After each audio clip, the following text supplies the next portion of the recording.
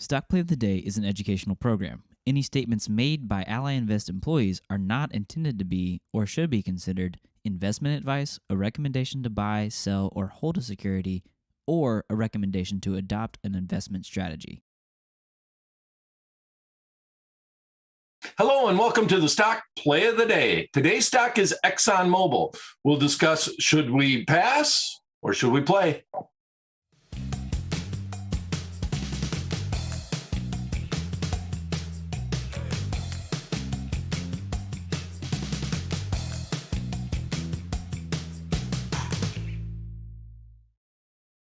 Hello, my name is Brian Overby. I am the Senior Options Analyst with Ally Invest.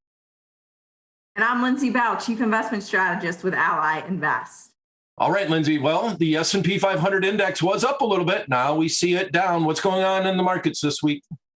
Yeah, it's a little bit of a crazy morning. We saw all three major indices up steadily this morning, but they've turned around a bit here.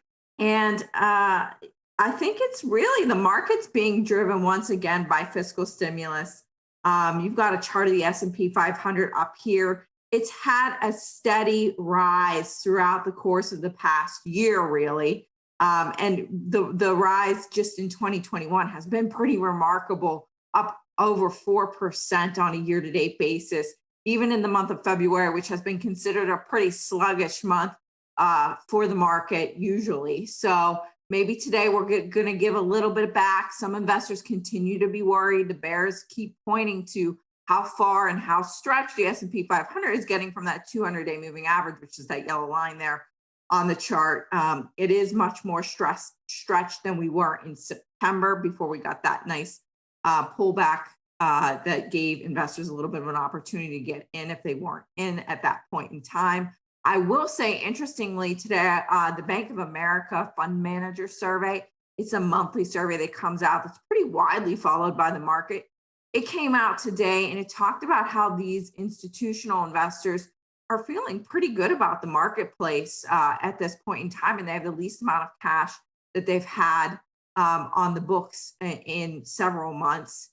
So they're obviously putting their money back to work. And even throughout the survey, one of the things that we saw was that some of them are talking about they're putting the V-shaped recovery back on the table. So I don't know, Brian, time will tell if this is going to be an indicator that you should be doing the opposite of what the big boys are telling you or not. There's a case to be made, though, for the S&P 500 on both sides. The bulls have their case, the bears have their case. This morning, we thought the bulls were leading the way. That has clearly reversed course. We're only down. I think the S&P 500 is only down a couple tenths of a percentage point. So we'll see where the day goes from here. What happened was the reversal was driven by an increase in yields, interest rates, as people are expecting the reflation trade to take over, which was okay this morning. This morning, people were all feeling good about that as inflation picks up on the back of an economic recovery and more fiscal stimulus. People were feeling good about that. Last week, we saw the cyclicals outperform. We saw value do well as investors kind of began to take advantage of that potential trade. But all of a sudden, as we see interest rates starting to get closer to that 1.3% on the 10-year, investors are getting nervous. The 10-year is moving pretty quickly above 1% there. And so I think investors are worrying about that because that means that could put a damper on the market rally, as you know, cash tomorrow is worth less than it is today. So that's something that we'll be keeping our eye on. But in other news this week, we did see Bitcoin, Brian, cross the 50,000 threshold. The VIX last Friday closed, we'll call it at 20 at 19.97, I believe it was. This morning, we're ticking up slightly, but we're much closer to that 20 level. The last time we saw 20 in the VIX was pre-pandemic. So it could be indicating that investors are getting more comfortable with the outlook for the remainder of the year. And things could potentially be moving in the favor of the bulls. what do you think though, when you take a look at the VIX, the action we've seen, it's been pretty choppy all year long, creating a lot of volatility in the marketplace. But will we be able to sustain a level in the VIX below 20 at any point in the next couple months? I know you're always looking months ahead. Yeah, well, if I look at the VIX, first of all, interesting to see that actually, as the market was up this morning, the VIX was also up. So once again, that usually is an anomaly. That usually doesn't happen very often. Struggled with that a little bit. But with that said, we're up 2 points on the VIX today. It's at 22. Everybody's talking about if the VIX can close below 20, is that a bullish sign? Are there going to be a lot of people rushing to the marketplace? And I'm going to take just a second here to talk about the VIX and the February futures. Now, this is just kind of a learning concept. We always refer to the VIX as being the spot index. This is where the actual index is at. If we look at the February futures quote, which is on the top of my little VIX watch list here, we see that the futures are coming in. They're going to be trading about where the VIX index is at. Because we're approaching the expiration date. And as we get closer and closer to expiration, that futures contract has to sync up with the actual spot index. So that's just a chance to learn a little bit about how the futures react relative to the actual spot index in the VIX. Now, with that said, you mentioned that we've been hanging around that 20 level. If I look at my little chart over here on the VIX since the March downturn of last year, we see that we've never breached that 20 level yet. Well, I guess you could say a few cents, and that's about it. And everybody in the marketplace is now talking that if we can get below the 20 level, that's one of the VIX actually is probably the bearish sign in the marketplace, because it's just showing that there's still a lot of nervousness. We got the Russell 2000 index. It's down a little bit today. I'm showing you the IWM right here. Down a little bit today, but that's leading the way. So we got small caps leading us higher overall, better than even the S&P 500 index and the NASDAQ index recently. But we see this nervousness that's being shown in the VIX index. And that is highlighted by going out further in time. And that if I look at the April contract, we're trading at about 28% on the future, or 28.44% volatility in that futures month expiration. Go out to May, we're all the way up to 29%. So to me, it's a little bit odd that we came down and tested that 20% level when we see the futures contracts still not giving up any ground whatsoever. So the marketplace in general is anticipating more volatility as we head into the summer months, which is, once again, that just means there's still a lot of nervousness that's out there in the marketplace. All right, today, ExxonMobil, and before I pass it to you, I think I'm going to show the chart a little bit and just talk about, we talked a lot about many companies that haven't made it all the way back from the news, the March lows, from the announcement of the pandemic. And if we see here on the chart on ExxonMobil, I'm going to highlight right here that the underlying stock was right up around $71 before the big downturn. And the market actually came down precipitously, just like everything else. But if I highlight the Fibonacci's, which are now in red, we see that this level has been really interesting in ExxonMobil. First of all, back in June, we had a lot of activity there. It's almost like a blip. I don't really understand how we can gap up and then gap right back down to where we were at, but it just couldn't maintain that 50% retracement level, couldn't stay above it. But right now we had some decent news, which I'm sure you're going to talk about, had a little bit of an upgrade in ExxonMobil, and that's propelled the stock above this level. And if we can stay there, because we've already touched it, came back down, and now we're coming back again to that level. Overall, that's a good sign that the more times that you can break through it, usually that's a more bullish sign in the marketplace. And then obviously you have the 61% level, which would be a ceiling on the upside. That would be a little bit of resistance. And you see when we had that big upturn in June, that's where it hit and it touched and came straight back down. So interesting levels in the charting of XOM. What do we see in the fundamentals of the company, Lindsay? Well, Brian, I'm going to get into the fundamentals, but right before I do that, two housekeeping topics for our viewers. First and foremost, Brian and I will take your questions live at the end of the show. So before be sure to type them out in the chat box on the right-hand side of the YouTube video. We'll get to as many as we can at the end. And then second of all, Ally is going to host our 4th ever digital conference on February 24th. It's going to be covering all things retirement. And Brian's going to have a great presentation there about how you can generate income in your retirement portfolio using options. We have him. We have a bunch of other amazing speakers like Dr. Vicky Bogan from Cornell, who's going to talk about why your brain might be inhibiting you from planning for retirement. We've got a few folks from Investopedia talking about some of the trends they've seen in the market over the last year and what it can mean for your retirement, and a whole host of others. So go to ally.com/digital conference to register and to learn everything that you can about what we're going to be doing at the conference. So check it out. Now, back to ExxonMobil. We'll take a look at this chart. That was a really great analysis from a technical perspective, Brian. We really appreciate that there. I will say, you know me, I always go and look at the chart too and see what it's up to. It's interesting that we're breaking above that 50% level today. Like you said, we want to see if we can hold above that. If I just look at the performance of this stock, it's been a laggard throughout the entire recovery of 2020. And into this year, we're seeing a little bit of a better performance. And what I should have mentioned at the beginning of the show, part of the macro picture, what's driving the market today is higher oil prices. Of course, today they're being driven a lot more by the storms that we've seen in the Midwest and Northeast, and obviously in Texas. It's a pretty unique, unseasonable situation down there where, Texas is the largest producer of oil in this country, and they're having a hard time delivering it. So with pipes freezing and all sorts of other things happening because of the cold weather. So you're seeing oil prices spike today, but they've been steadily on the rise for some time, but especially into 2021, we've seen them start to take off.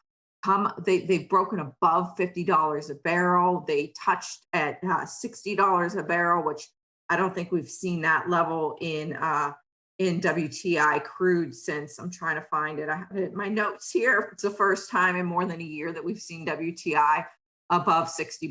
So we'll see if we can steadily stay above $60. The price of oil is so very important for all energy companies because their earnings results are very highly correlated to the price of WTI oil. So we want to see that steadily move higher. I mean, these guys, ExxonMobil in particular, they reported earnings on February 2nd. And the CEO said the past years presented the most challenging market conditions ExxonMobil has ever experienced. And that includes, if you go back to 2014, 2015, 2016, when oil prices were pretty depressed then too. So there's also rumors out there that Chevron and Exxon might be in discussions to merge. Those are the two largest oil producing companies in the US. I don't know if there's any truth to those rumors, but that has also been part of what has potentially led the stock higher in the recent weeks. So people are speculating around that. The earnings report, though, overall that came out in early February, it was pretty good. Sales missed, but earnings were better than expected. And I think what most investors are watching from these guys is that they're able to get their expenses under control. And they are planning to cut $6 billion per year in expenses by 2023. So that's structural expense saving at its best right there. And the CEO on the conference call, he basically said, look, we're focused on driving cash flow, paying that dividend, and then finding ways to increase our earnings potential, not just in the short term, but in the long term as well. So they're seemingly doing the right thing. And it's important to note that dividend yield for Exxon is 6.7% as of today. So that's a pretty healthy dividend yield for an energy company even. So that's something that you're going to get paid no matter what the stock price does. And if they're coming out of the doldrums and they're going to benefit potentially, Brian and I spent a lot of time talking about the recovery story here in the US. And so these guys could be one of those companies that really benefit from that recovery. And you're getting a pretty solid dividend yield to wait for the recovery really to take shape and oil prices to improve. The other thing I would say in looking at the stock chart is in early January of last year, 2020, the stock was at $70 a share. So we're still 35% below that.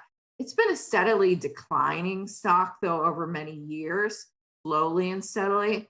But I think that this could be potentially an opportunity for these guys when, as oil prices rise, recovery in the economy occurs to really kind of catch up at least to maybe early 2020 levels as they manage their expenses, their capital expenditures as well, and look to drive that top line growth and get back to historic levels of profitability.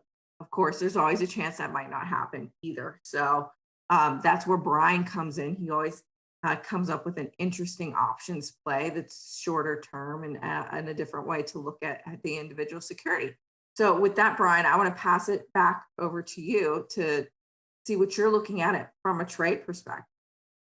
All right. Well, we're going to start out by looking at the Ally Invest option chains. And we see that ExxonMobil is up about 2.5% today. Now, that dividend that Lindsay mentioned, it's 87 cents was the last dividend paid. It's paid quarterly. And we see that the ex-dividend date was recent. Now, this is fairly important when we're looking at option contracts, because if the stock does pay a big dividend, that does lower call prices relative to put prices on the same strike line. Why is that? Well, when a company pays a dividend, the stock goes down by the amount of the dividend on the ex-dividend date. And that's part of the reason why we highlight that inside our option chains. So that's important to note. I'd prefer to pay less for my call, even though that dividend is going to get paid, the stock's going to go down, mainly because if I'm going to buy a long call option, whatever I pay for it is going to be my max risk of that trade overall. So that's going to be our strategy today. We're just going to look at a long call option. We're going to go a little bit further out in time, and we're going to go a little bit deeper in the money. Volatility is still an issue with all the underlying stocks, but I'm highlighting here inside the Ally Invest Options Playbook, the long call. It's quite simply, we're just going to go a little bit in the money, buy a little bit of delta. We're going to get, which implies that we're going to get a lot of the stock price movement. We're going to go a little deeper in the money, a little bit further out in time. Okay, so let's look at that strategy. This will be our paper trade for this week. And as always, not meant to be a recommendation. We're just looking to learn here on the stock play of the day. One of the big things that I like to highlight in the learning process is kind of understanding when we have volatile times, there are two different things that you want to think about doing. One of the things is going a little bit deeper in the money, buying more intrinsic value and less time value. Because if you're going out of the money, you're paying all time premium, and also you're more susceptible to fluctuations in implied volatility. So in our instance, we're going to go out into the April 16th expiration, which is 59 days away. It's not way out in time, but just see if we can maintain these levels on the charting, looking at the Fibonacci numbers, hoping that we can get up to that 61% level on the upside and maybe even break through on that. We're going to buy an 82 Delta option contract, and I'm highlighting this. On the left-hand side, we have our call options. Stock's at 51.88 right now. 45 strike is $6.89 in the money, 775 by 790. Now, one of the things that's nice about ExxonMobil is that it's a very liquid underlying, which usually means you're going to get a little bit tighter markets in the options world. Now, it's never going to be as tight as the stock, but in general, we don't have a bad market here. So I could come out here, I'd say I'd want to work this order. I guess I would look to try to pay about $7.85. And if you do the math on this, that means that you're going to be paying about 15% of the underlying stock price. Now, that's going to be your maximum risk. That's the most that you could lose on this position. But I'm going to highlight that by going deeper in the money, if we look at the put side, we're going to be buying about 95 cents worth of time value, approximately, by looking at the put that tells you the approximate time value that's in the actual call option. And we're, by going deeper in the money, we're lowering that susceptibility to that implied volatility fluctuation and time decay as expiration approaches. So we're doing this as basically as a surrogate for owning the stock outright. Instead of buying 100 shares of ExxonMobil, we're going to actually buy a deeper in the money call. We're going to get a lot of stock price representation. We're buying the right to buy the stock at 45 as opposed to buying the underlying outright. And one of the things I always like to highlight when I'm doing this strategy, I'm going to pay a lot of attention to that 45 level. If the stock gets down to that level, I want to get out of this trade overall, in that becomes an at the money option contract. So on the upside, as the market goes up, the delta will increase, meaning I'll get more stock price representation. On the downside, the delta will go down and I'll participate in less of the movement to the downside. So if this becomes an at the money option contract, let's say we bought it today and the market went to 45 today, well, that would be trading somewhere close to where the at the money is trading right now, which is about $4, and it looks like here $4.35 on the ask. So on the downside, if it goes down and becomes an at the money option contract, I just close it and get out. We're hoping that it stays above that 50% retracement level and drifts higher. And then in that case, I'm going to get a decent amount of that stock price movement, meaning that if the stock goes up one, delta in theory is implying that this underlying stock or this underlying option contract should go up about 82 cents. Or you can say about 82% of the stock price movement. And that's in reference to owning 100 shares of stock. So long call, this is what the actual chart would look like. Once again, when you're doing this type of strategy, you're managing your risk by doing it. The whole difference here is that we're not leveraging. If I was thinking about buying 100 shares, I'm going to buy one call option. Thinking about buying 200 shares, I'm going to buy two call options. We're not taking the leverage factor of the option contract and increasing our risk. We're doing it as an alternative to buying the stock outright. All right. So to make it the official paper trade for the week, I usually click the trade button right here and put it in the right rail of the Ally Invest option chains. And if we scroll down here, the trade would be, we're buying to open one April 16th, 45 strike call. Midpoint, we're going to go, well, let's say 790. The market's moved up a little bit. And that means our total risk would be $790 plus commission to put on this trade overall. All right, Lindsay, what do we have for some questions today? All right, we got a lot of questions here. Todd Short, welcome to the program. He says best wishes to everyone on their trades today. He got the conversation started. So thanks for that, Todd. Drew, hey, nice to see you again this week. He wishes more people were watching this. We do too, but we do get a lot of views after the fact. But he's excited to ask us a lot of questions. And because of that, let's see, what is his, well, let's see, let's go with Nick. Nick Donald is up next. He says, how does the long-term goal of moving away from fossil fuels affect ExxonMobil and other oil producers? Are they looking to diversify longer term? They are. I think there are some activist investors that have been swirling around Exxon and others, saying they need to do more to protect the climate and to become cleaner and cut their emissions. ExxonMobil, when they reported earnings at the beginning of this month, they did say they plan to invest $3 billion in carbon capture and other emission cutting technologies. Some believe that might be too little too late. But I think they see the writing on the wall, and especially as we move into the electric vehicle space and other forms of energy use, and climate change becomes an ever increasingly loud topic for us here in this country and around the world. They're going to continue to keep a focus on it. But the great thing about options trades, Brian, right, is that you can do them on a shorter term basis too. So I don't know if you have anything to add to that. Well, yeah, just in general, that's part of the we've been talking about a lot of FOMO trades, just fear of missing out. It allows you to participate based off of your shorter term trend, and this marketplace is really interesting to be able to do that. And on top of it, you always got to remember that oil isn't just energy. A lot of the oil products, there's tons of different products like tires, just all that demand is still going to be fairly high overall. It might not be as high, obviously, in the gasoline and those type of products, but there's still a lot of products above and beyond people driving cars that oil is used for overall. So just always keep that in mind too. So I think it's in some way, shape, or form, it's always going to be a fairly decent size of our economy. All right, next question. Yeah, that's fair, Brian. And then Nick just followed up with that he'd be hesitant to invest long term in oil, especially with the push of EVs and green clean energy.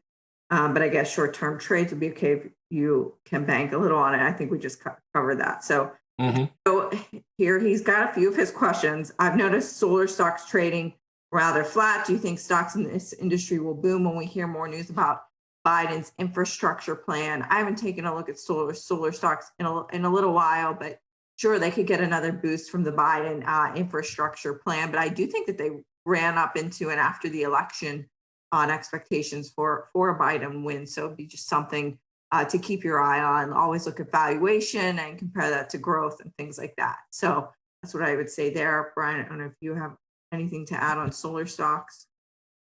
Nah, in general, I think you summed that up pretty well. Overall, yeah, they've had a big run up just on expectations, not necessarily on fundamentals. So you always got to keep that in mind. A lot of people are investing in them in anticipation of what's to come going forward. All right, I'm going to take a question from Wayne. Hello, Lindsay. Brian, can you show us the math of how looking at the put price tells us the time value? Okay. And I can do that, but if you think about it, it makes sense. Puts and calls have to trade basically together because of a little thing that's called put call parity. And I don't want to get too advanced on it there. But in general, if the prices come out of line, the put or the call have to adjust to offset each other. So if the put is out of the money and the call is in the money, the time value of the put should equal the time value of the call. And now that's going to be relative on a high dividend paying stock. It usually, sometimes it doesn't always work out perfectly. It's not an exact science on it. But overall, it's just a quick and dirty way of looking at time value. Time value calculation is obviously fairly straightforward if you want to get the exact number. All you have to do is look at the strike price relative to the stock, subtract out or take that time premium, subtract out that intrinsic value, and you come up with that actual time value. But puts and calls are tied into one another because of things called synthetic relationships. And that always keeps them in line with each other, because if anyone gets out of whack, if the call is a little bit higher than the put, there's an arbitrage opportunity that big investors can come in and bring them back in line. Right. And one last question, since we're getting close on time here, from Drew. With taxes coming soon, and this more for Brian, I was wondering how wash sales work for options, specifically in covered calls, and what happens when you roll. Let me know if this isn't clear. All right. Well, we don't necessarily give tax advice. There is a pamphlet that talks about wash sales. That right there, that question is a seminar by itself. Exactly how wash sale rules specifically on covered calls and how that matters. Now, I'm going to kind of deflect a little bit. One of the things that I see a lot of people that do covered call writing that we're going to talk about here in our digital conference, they like to do it in retirement accounts because they don't have to deal with that. And it's a way to generate income. But I don't have enough time to get into the wash sale rules. And ideally, I can't necessarily talk about it because it is a tax question. You need to talk to your tax advisor about it. Sorry to deflect, but it's just, it is what it is, I guess. Okay, I'm going to squeeze one more question in. Okay. Revon Gorge hey, Brian, let's say I own 100 shares of XYZ at $100. Mhm. And I decide to sell a put at $110 and by the strike, it falls short and is at 105. Do my 100 shares go away or am I assigning another 100 shares? What is that a spread? I'm selling the 110 and buying the Well, they 105. own 100 shares at Okay. $100 and decide to sell a put at 110. Okay, that's an obligation to buy stock at 110 then. But the strike falls short and only gets to 105. Only gets to 105. Okay, so we're going backwards, and this is the problem with the puts. If you're looking at a put, if you're going to sell an out of the money put, you'd be selling the 95 strike put. Remember, buy means sell. So I think you have the question backward. If the underlying stock would go below, let's say 95, if we went 5 points the other way, then that would be an obligation to buy the stock at 95. If it goes from 100 to 105 in your scenario, well, yeah, you got to buy it. The stock can be put to you at 110. That means, of course, they're going to put it to you at 110 if the stock is at 105. So it's more common to sell a put below the marketplace, saying that you would like to buy that underlying stock at that price. Now, I'm going to highlight this inside here, inside the options playbook. If the strategy that you're talking about here is a cash secured put, and it's actually in our rookies section. So this is what you want to look at inside the options playbook. And it highlights the fact that you're selling this put, trying to buy stock. You want the stock to come down and get put to you overall. What if he already owns the stock, 100 shares? Well, if you already own the stock, well, then you're just adding to your position. So a very common thing to do is a lot of people like to dollar cost average in the stocks. Well, I like ExxonMobil today, so I'm going to buy 100 shares, see if it does go up. If it does, at least I got a piece of it. But if it comes down, I'm going to save some money and be able to buy more. Well, a great way to do that is to say, well, I'm going to sell a put. I'm going to buy my first 100 shares and then sell a put below the marketplace, saying that I'm willing to buy more if it does go down. And that's a way to dollar cost average into your larger positions. Say eventually you want to get long 300 or 400 shares of ExxonMobil. Cash secured put selling is a way to do it. If I have that 100 shares, all I'm doing is adding to my position by selling a put. Remember, sell means buy with puts, and they're really hard to talk about just in general. Very rarely do I have the questions phrased perfectly when we're talking about puts, because everything's backwards compared to calls. Awesome. Well, we also got some good explanation in the chat room from a few of our regulars. So that's really great. That's all the time we have for today, Brian. I'll just remind our viewers of a couple things. Again, sign up and register for our digital conference on on retirement and how to generate income from options within retirement that Brian's going to do. And that's going to be on February 24th. So ally.com/digital conference. And then tune in on Friday at noon. Brian will review this trade that we went through on ExxonMobil and suggest any tweaks that might need to be made, and just kind of give you an update on what's happened over the past couple days. That's all we got, Brian. Yeah, so you want to make sure that you click subscribe and ring the bell so you get all the alerts for the stock play of the day overtime, and then we'll be back the following Tuesday for the next stock play of the day. Thanks for coming, everyone. We'll see you this Friday.